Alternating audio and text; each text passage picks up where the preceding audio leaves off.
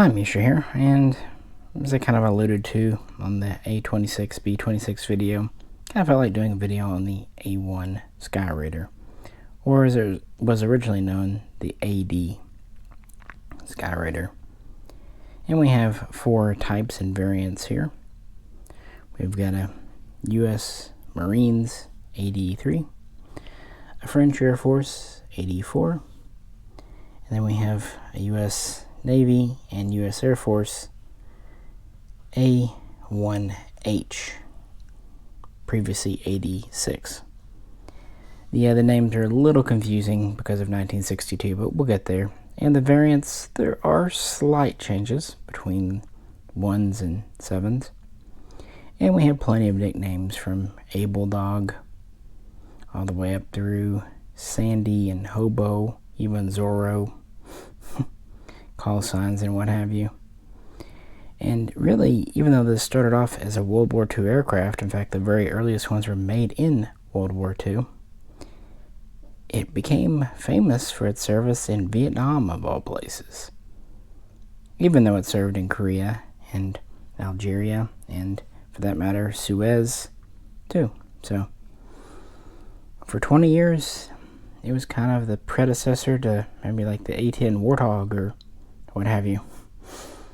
Slow and steady, maneuverable, but slow, and good armor, good guns, great weapons load for its size, but also quite a massive aircraft, especially for one expected to operate from an aircraft carrier. And it actually did for a long time. It wasn't one of those plans where it was meant to and never did. And this was really meant to replace a lot of things in the Navy. Torpedo bombers, dive bombers, attack aircraft, kind of roll it all into one. And its early history is quite intriguing. I'm not going to go too deep into the failed prototypes and changing minds and design changes and whatnot. Suffice it to say that when the newest directives came down in 1944, the Douglas team had about a day, maybe 2 days, to resketch everything and make a proposal, which they did win. So anyway, let's dive into it. And as always, if you could, please do like, share, and subscribe, and all that good fun stuff. Let's get in. Let's begin with a classic blue example flown by the Navy and Marines. Really a paint scheme that's a carryover from the Second World War, just to start with here. And this aircraft definitely has its origins deep in the Second World War. In fact, the original program, the BTD-1 program, dates back to 1942. There's a lot of back and forth as the Douglas company tries to produce the next torpedo dive bomber for the Navy. Requirements change, and then a design that they think they've got becomes outdated with the war. 1944, things change. They're basically allowed to shift their focus to what will become known as the XBT-2D, which at this time the Navy's decided that really we don't need extra crew. Turrets are not really useful. Speed and armor, because originally they had thought about doing a 2 or 3 seat aircraft with remote control turrets and all that stuff.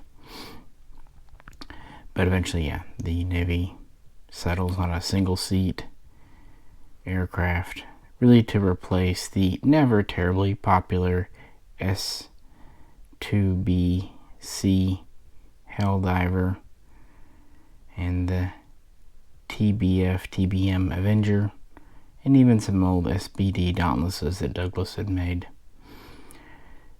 So requirements were laid out, and then in August of 44, Douglas, this is a team led by Ed Heinemann, has a mock-up ready. It's approved, and so work on a prototype begins. Originally, they ordered 15 prototypes, but eventually this was up to 25. Ultimately, 19 would be produced as single-seaters, and then the other 6 would be variations on other variants. There's a lot of variants. The first prototype would roll out in February of 45 and then take to the skies for the first time in March 18, 1945, and then Navy testing would begin in April. And initially they were ordering about 550, but then of course the war ended and the future was uncertain of this aircraft because, the jets are starting to come into vogue, but not for navies quite yet. Therefore, the order is reduced down to about 230 the next year, and the first production model, now known as the AD-1 for Attack Douglas 1. The first production model flies November 1946, and then the very first examples start being handed over to Navy squadrons that December. By this point, all 25 prototypes have been delivered, and from there, in 1947, it officially enters into service. Still, its future is unknown, but honestly, pilots like it. Test pilots are having a good deal. It's a very traditional but solid design, and so not only do the Navy appreciate it, but the Marines do as well. There are a couple of variants that we'll see in 48 and 49, the 82 and 83. We'll get to variants in just a minute, but needless to say, by 1949, Douglas is producing these about 2 a day out of its California factory. And by 1950, 12 squadrons are flying these within the Navy and Marines. And when the Korean War kicks off a bit unexpectedly, this is the Navy's primary strike aircraft, medium bomber. Yeah, jets are a thing, but this has endurance, loiter time, long range, and the ability to lift stores that jets of the day simply just do not have. So, July 3rd, the first combat mission for the AD occurs. They attack North Korean fuel depot and transport systems. And then in May of 1951, Skyraiders, as they were coined, were making the first and really only torpedo raid against a Korean dam of the war. And then in October of that year, the Marines get involved. Up to this point, it's just Navy pilots flying off carriers. The first carrier to operate these in theater was the USS Valley Forge. Of course, others would as well. And the Marines would fly close air support missions from land bases, and they were greatly valued by ground troops. In the summer of 53, the Skyraider would get its first and only airplane kill of the war, shooting down an old North Korean flown biplane. And from that point, of course, the war would end. But interestingly, production would continue a bit further. When Heinemann designed this, weight was really the big concern. Most of the decisions made here were to save weight. That's because research from World War II revealed that, especially for a carrier-based aircraft, every bit of weight you could save would give a shorter takeoff distance run, longer range, heavier payload, better climb. Light is good. This is why, even though the original prototypes did have a bomb bay for torpedo or iron bombs, this was deleted. Instead, the stores would all be carried on the wings. And it does have a lot of wing positions. There are a total of 15 hard points. The center line is the heaviest. Originally, it could carry about 3,000 pounds. The two inboard points next to the landing gear could carry up to 2,000 pounds. And then the remaining hard points going out the wing, on paper, could each carry 500 pounds, but in reality, the wing had a maximum loading, at least initially, of about 2,500 pounds. So, typically, the outer points would carry either 5-inch rockets or 250-pound bombs, although sometimes you'll see 500-pound bombs. And the three inner hard points are plumbed for tanks. This one has the Korean War era slip tanks that are a little bit smaller. Different sizes were used on this over time, 150 gallon, 300 gallon. Its main fuel tank was initially 350 gallons.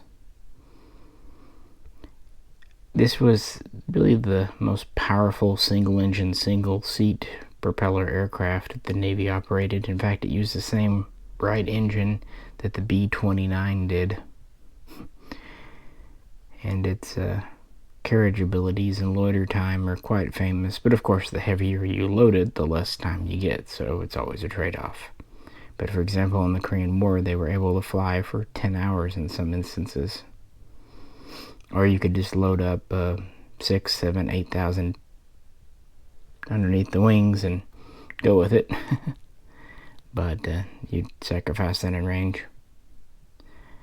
And it was armed with 20mm cannon. Interestingly, the U.S. Navy, and Marines for that matter, adopted the 20mm cannon before the Army, Air Forces, and then later Air Force did. They still stuck to their 50 calibers a bit longer until the Korean War kind of taught them differently.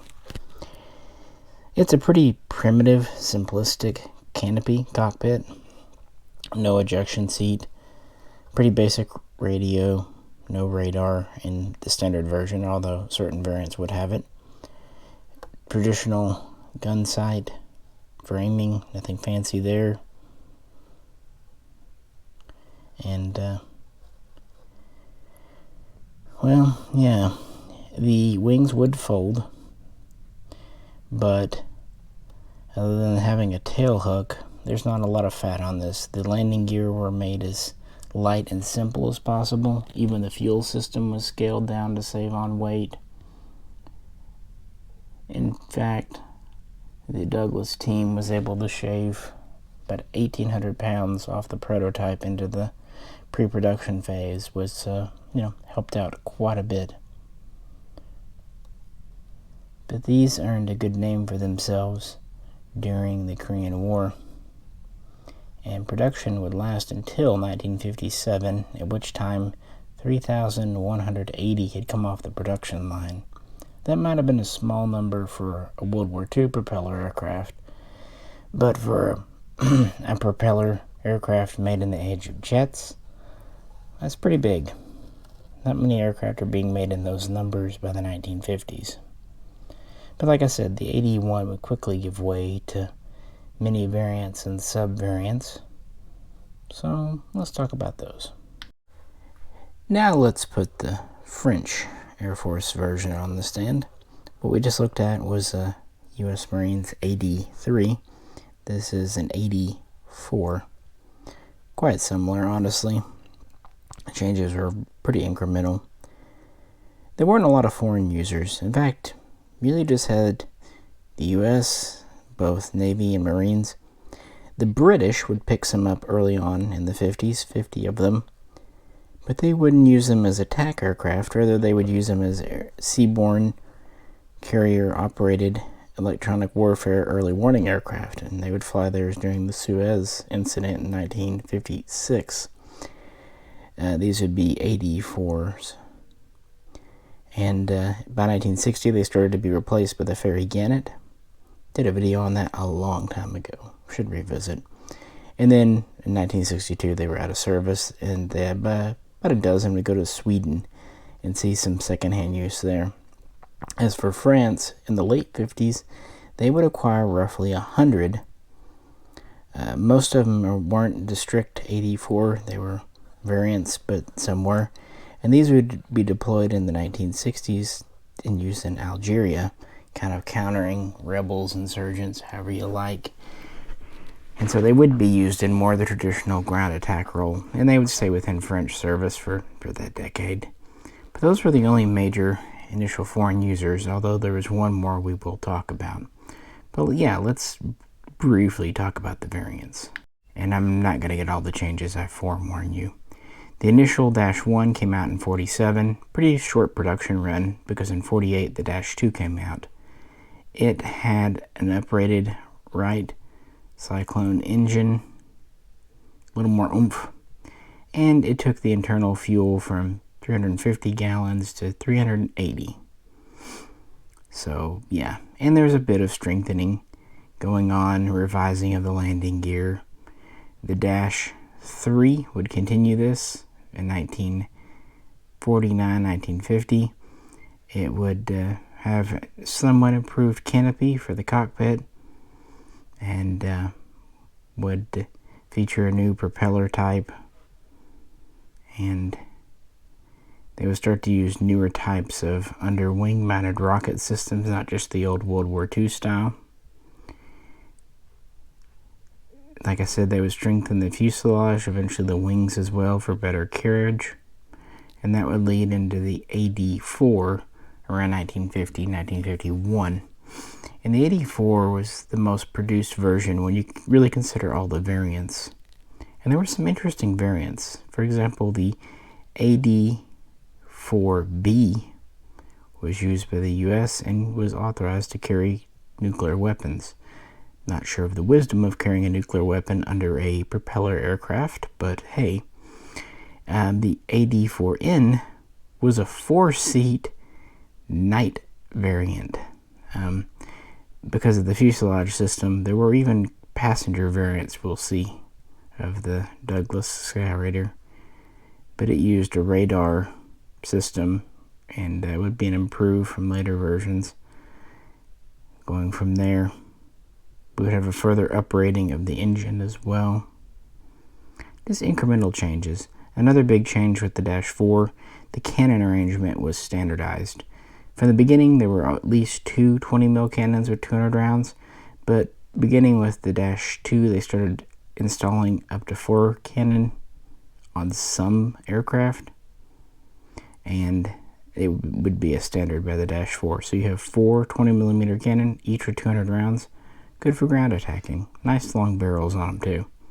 Also, the pitot tube would change it a little bit here and there. Things like that. Again, the landing gear would change a couple of times. Of course, this one's in French colors. And this one does have the larger, deeper tanks under the wings. I think they're about 300 gallons each, they look to be. And it has the more rocket under the wings there for ground attack. More of a close air support versus a bombing mission setup. And from there we get the fat nose version, the AD-5, and there's several variants of it. And it's a 2-seater, and it's not a traditional 2-seater front to back, it's actually a side-by-side 2-seater. And the AD-5 would actually be quite popular, all things considered, and be useful well into the 1960s for several militaries. It was basically based on the 4, but uprating here and there. And that's pretty much the early and mid generations of this aircraft. We're not done with production or even variants yet. And it's far from over in service. Yeah, in the UK, 1956 was its heyday, and by the mid-60s it was out. In France, it would serve into the late 60s, and then they would retire theirs with the old AD-4s. But in the U.S. Navy, things get interesting. And here we come to the first Navy one, even though the aircraft was originally built for them to replace both dive and torpedo bombers. It's worth pointing out that while the original paint scheme was the blue, between 55 and 57 the Navy transitioned over to kind of a somewhat darker gray top and an almost white bottom as their new scheme. And this is an AD-6 variant. And this is, along with the AD-4, one of the most produced variants. And of course it's a return to the single seat.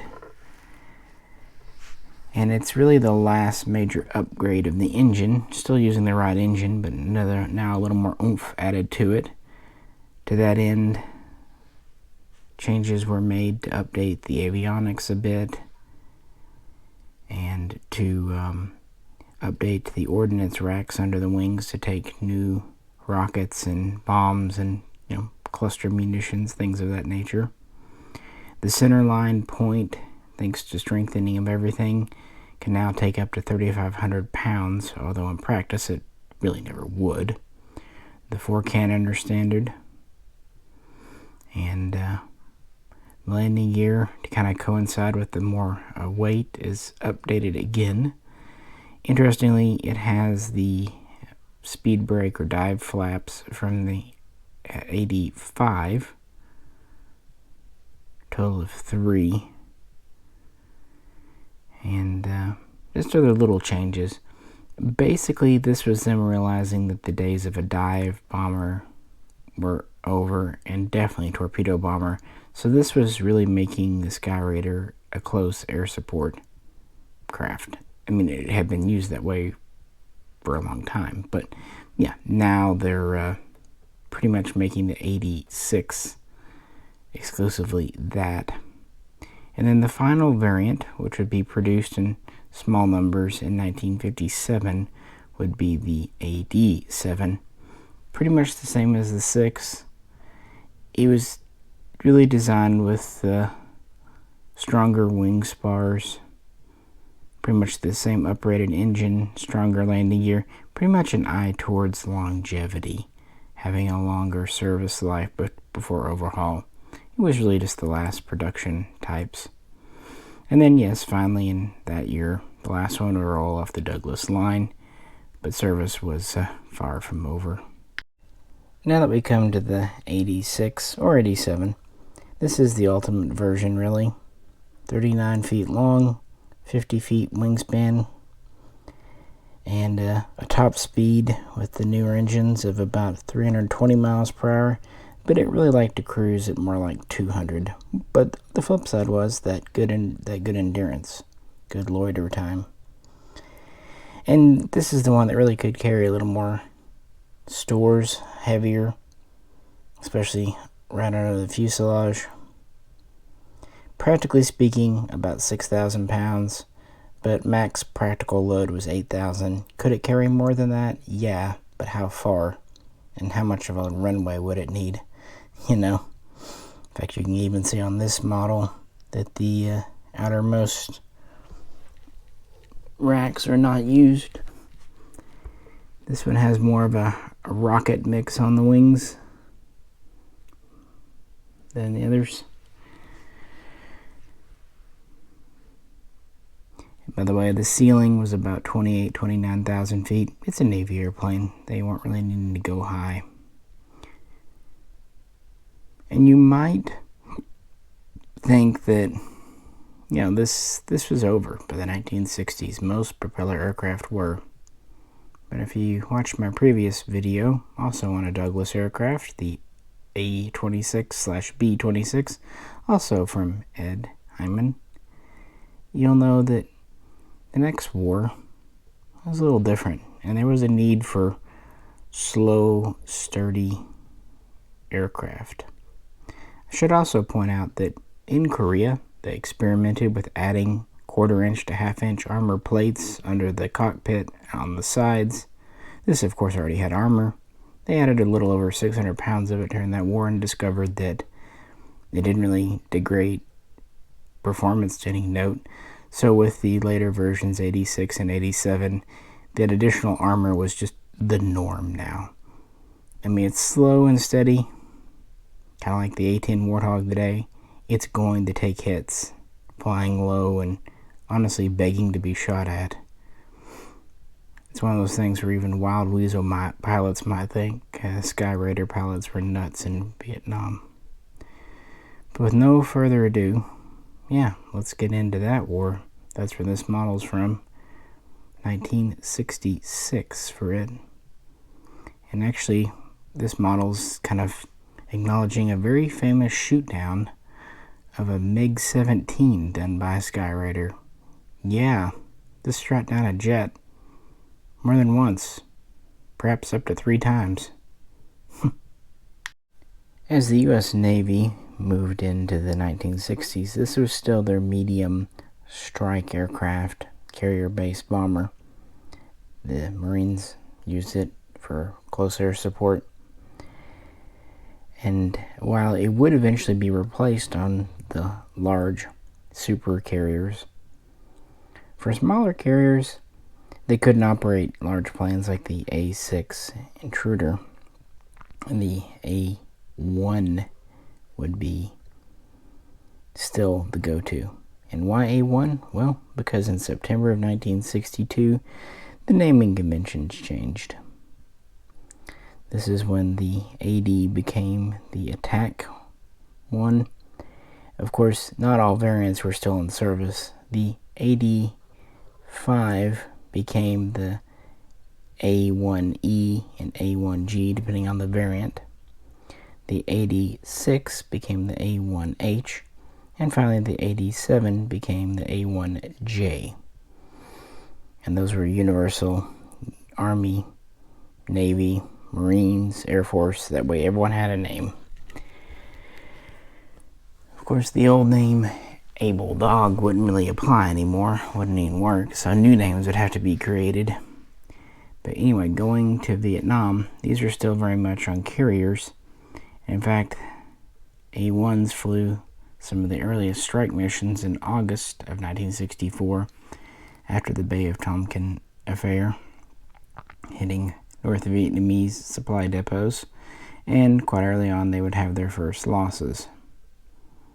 Really couldn't be helped. Moving forward, though, they would continue to fly off of carriers, and Marines would continue to operate them from shore bases when appropriate. The first really MiG shoot down was in '65, although there's political reasons why this was debated. But in 1966, this aircraft shot another down, using its guns of all things, of course. No guided missiles in this thing. But it was a MiG-17, so it was a gunfighter too. And there was a third MiG that was damaged, which probably led to at least a loss of the aircraft thanks to the Skyraider. But that obviously wasn't their main role. They were providing close air support for those on the ground. And even though the pilots were a little good-naturedly mocked for flying a piston aircraft that couldn't even get much above 300 miles per hour in the age of Mach 2 jets, the fact that these could take a hit and keep on going, sometimes they could catch on fire and keep on going, and they could carry thousands of pounds of pretty much anything you could strap under the wings, including, quite famously, a toilet. To be fair, in Korea they dropped a kitchen sink, so Vietnam had to outdo it and drop a toilet. The famous toilet bomb. Their career is quite storied. Of course, by 66, 67, they are starting to be phased out. The newer Douglas A4s coming into use, the A6, like I said, and finally the LTD, the formerly Vought A7. So it actually took 3 different aircraft to replace this one. The final Navy mission was flown February 28th, 1968. And after that time, they would retire their venerable A-1s. Kind of funny to think about it in the modern era where aircraft last decades. At this point, the younger A-1Hs and A-1Js were only 10, 15 years old. But back then, yeah, they were worn out, and they just were not able to keep up with the newer jets. By that time, the MiG-21 was coming in, and North Korean air defenses were even challenging the armor and stubbornness of the Skyraider. But the story is still not over. Now it's time to talk about maybe the most famous A-1 Skyraider types. The ones in U.S. Air Force service. And no, this did not start off as an Air Force plane. Far from it. They actually started getting these in '64 because they just had a need. Kind of going back to the B-26, A-26 story. It was a stopgap measure that just happened to work out really well. As the Navy was retiring theirs, then Air Force would pick them up because they kind of had to. It kind of all goes back to the White House and the change in the politics of the day and time, but there you go. The first Air Force examples were actually A-1Es, so two-seat variants. Those started flying actually even before the Navy did in May of '64. And they would have a storied career, but by '67 they were wearing out, so they retired their A-1E fleet, replacing it with the A-1H and A-1J single-seaters. These flew a different type of mission. For one, much like the B-26K counter-invader, this was meant to be a counterinsurgent aircraft flying out of Thailand and other places. They would attack the Ho Chi Minh Trail, trying to interdict supplies. They were often using the call sign Hobo, but much more famously under the call sign Sandy. These would escort helicopters on rescue missions, or sometimes search and rescue missions, often for downed pilots, and becoming quite famous and beloved because of that. And these missions, the Sandy missions, would continue really all the way up through the end, 1972. Although the peak of them was 68, 69, if we're being honest. And they would carry a mix of ordnance, napalm, cluster bombs, gun pods, rocket pods, Mark 82 bombs,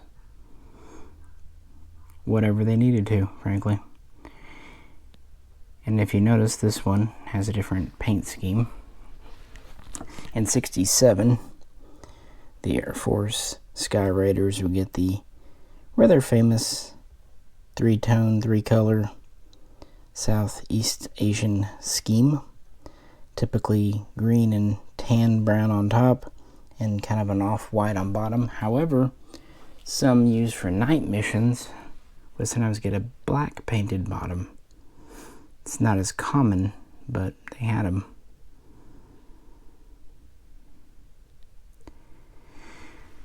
So yeah, I should also point out that another foreign user was Vietnam, South Vietnam to be exact. As early as 1960, they started receiving some, typically from Navy stocks. And a lot of this had to do with various treaties that kind of didn't allow jets to be transferred at the time. So even though the South Vietnamese weren't necessarily happy to get this aircraft at first, by the mid-60s they were quite prolific with them. At their height, they would have 6 squadrons flying around 65. But finally, as changing times happened, this would be reduced down to 3 squads by 67, 68. And even though they would get the leftover U.S. Air Force planes at the end of 72, they wouldn't fly them for long. By this point, they have newer aircraft like the F-5 Tiger. Although some would continue to operate until North Vietnam would win. And then even then they would capture roughly 40. Around 300 or so were in service there with South Vietnam. And they used them to devastating effect, sometimes against their own people when there were attempted coups and uprisings. Not getting into the politics of it, but what I will get into is in the U.S. Air Force, the Sandys were credited with saving over 3,800 lives, downed airmen, prisoners, and the like. So they definitely earned themselves a reputation and a heck of a twilight career, much like Douglas's other aircraft, the Counter-Invader. So, kind of thinking about final tallies, I don't know how many France lost in service in Africa. I can say that in Korea, 128 were lost by the Marines and the Navy, plus another 24 to other causes. The Marines definitely took the hits, which is why they had their added armor, but they also saved a lot of troops. In Vietnam, the U.S. Navy lost 65, but the U.S. Air Force lost 201. So they had the highest loss rates, as you would imagine. That's to all causes, although the majority were lost to ground fire. But more than a few were lost to aircraft. Of course, accidents and things of that nature besides. Not a bad loss rate, though, frankly, all things considered, and the service time and the fact that it's a propeller aircraft, so, out of the nearly 3,200 built, roughly 400 were lost throughout 2 major conflicts. What do you think? So I know there's not a huge difference in the 83, 84, 86s, but it would probably cost Hobbymaster a little too much to retool to make the 85. I mean, the night variant would be cool, the 4-seater, but yeah. On the other hand, I think it's kind of nice to have a Marine, a Navy, and an Air Force variant, just to show the service history and whatnot. That's pretty much the variants that Hobbymaster has done. They have done a J. These are both technically H's, but yeah, the difference, hard to tell. Really the same. But I don't know, just felt like doing this after having done another Douglas video. I do want to do a video on the A4 again, another Ed Heinemann design, but today this is what came out, so why not? Which scheme do you like the best? What do you think? As always, appreciate you tuning in. If you could, please do like, share, and subscribe. And if you'd like to help support things, you can go over and visit Patreon. This is Misha. Catch you very soon next time.